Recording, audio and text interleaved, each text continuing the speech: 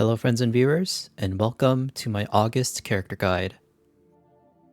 My name is James, I'm a global player and I started Sword of Convallaria in early September 2024. I'm a strategy and turn-based RPG fan, with the Fire Emblem series, Tactics Ogre, and Unicorn Overlord being some recent titles I enjoy. As such, I lack the technical knowledge and exposure to the Taiwan and China scene. I'm also a PvE-focused player, so I have no knowledge of PvP. As a result, I'm subject to feedback and open to being wrong. If you come across conflicting information to other guides and creators in this video, then that suggests that there are multiple ways to play a character. Play your way. As a fun fact about myself, I'm also an avid Thai tea boba enjoyer. August's initial trait is Sword of Wrath. This increases his power per action taken, and he can act again after 6 stacks of rage. Rage Outburst adds a % of his magic attack to his physical attack. His primary source of damage is his physical attack, but this effect allows him to increase his damage through magic attack as well. August's initial skill is a 2-turn combo, beginning with an instant strike, Wrath Swift, into a physical defense debuff cleave, Wrath Snap. On his next turn, or through act again, he can cast Scorch, a large single target hit with some cleave. At rank 1, I recommend Knightly Spirit. Auguste has access to several skills that compete for his energy pool, and Crumbling Smash is not a strong, attractive option. Knightly Spirit increases his damage even more so as it increases both physical and magic attack. This is also a great skill for boss content as well. At rank 3, I recommend Hassel with a Castalia for Warm Touch. Hassel is a safe starter pick. It offers some mitigation and helps fuel August rage stacks, especially if your Auguste is at a low star level. It is also a useful skill to cast when Auguste is moving towards enemies and isn't able to hit anything. Consider a Castalia for Warm Touch, which will increase his overall attack on both single target and AoE. For his reaction trait, I recommend Strength Activation with the Castalia for Contempt. At the minimum, Strength Activation will trigger from his Warm Touch attacks from rank 3. Contempt provides consistent damage mitigation, but the rage gain is conditional on Auguste taking damage. Regardless, this does help Auguste get his rage stacks rolling at low star levels. If you regularly roster a unit that already offers a level 2 damage or higher buff, such as Coco, Magnus, Etta to name a few, then lean Contempt. As a high damage unit, consider both for the attack stat gain. At rank 7, your options are Attack Command or Tearing Whirlwind. Neither of these abilities will likely be part of August's regular skill kit. As such, you can pick based on the given HP or defense stat increase, or pick based on potentially filling a utility gap in your team. My pick here was Attack Command. At rank 9, I recommend Charged Attack. The bulk of August damage comes from his skills, so Charge Attack fuels that a bit more. Try to be mindful of August's rage stacks, and when he's about to trigger a rage outburst to act again, you can use a Charge Attack and follow up with a high damage skill, such as Wrath Scorch, Overlord's Roar, or Wrath Devastation. Extermination's usefulness is limited, requiring you to be attentive and strategic to priority targets. Additionally, for some boss content, bosses may not even use energy at all. At rank 11, I recommend Wrath Devastation with the Castalia for Overlord's Roar.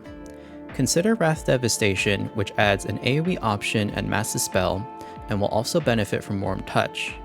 Overlord's Roar has the same net energy cost as the Wrath Swift combo, but has a 0-turn cooldown. If Auguste has energy regen supporting him, he can use this while Wrath Swift is on cooldown. Overlord's Roar, like Wrath Devastation, is also a Dispel.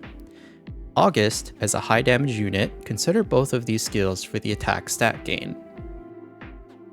For a build recommendation, I recommend always having Wrath Swift.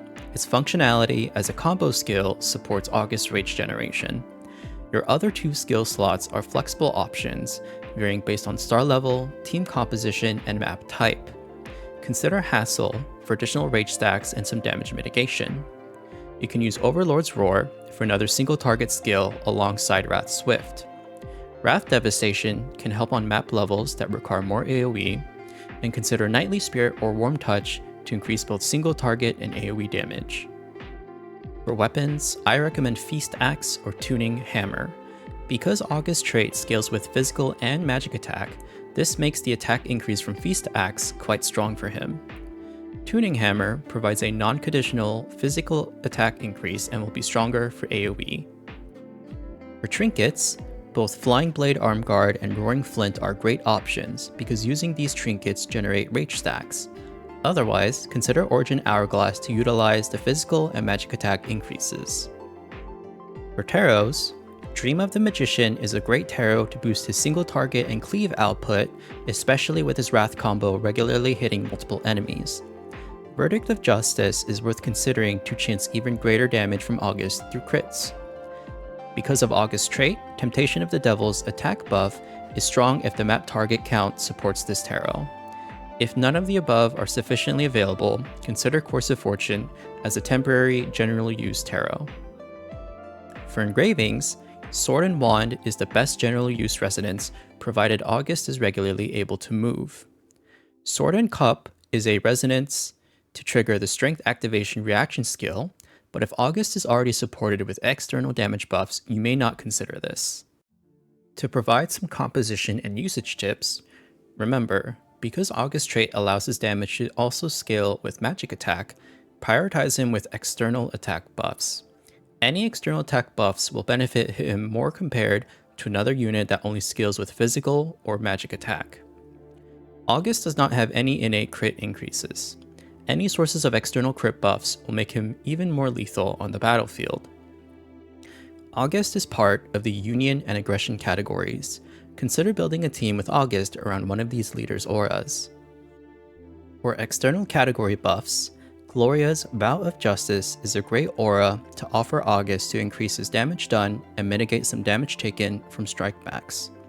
Nona Will's Aggression provides a skill damage increase of 10%.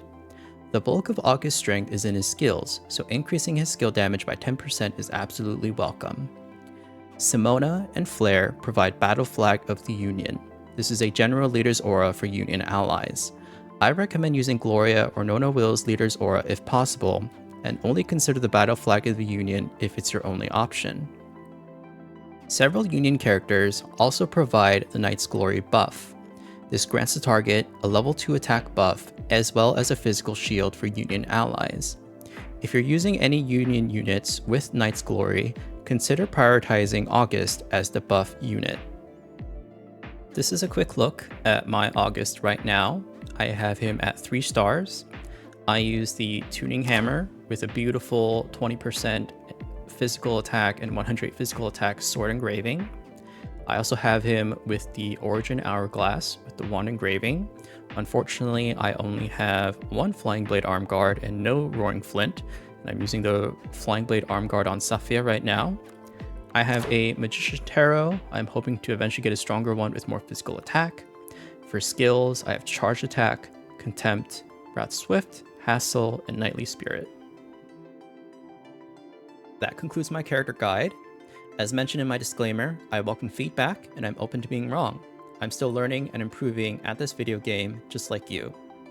Additionally, if you find conflicting information to other guides or content creators, then that means there are multiple ways to build a character and still be successful. I highly recommend that you play your way. Here is my contact information, my YouTube, Discord, and email. And as always, please feel free to comment below with any feedback you have about this guide. Last but not least, I want to credit and share these resources that contributed to helping me build this guide. Thanks for watching.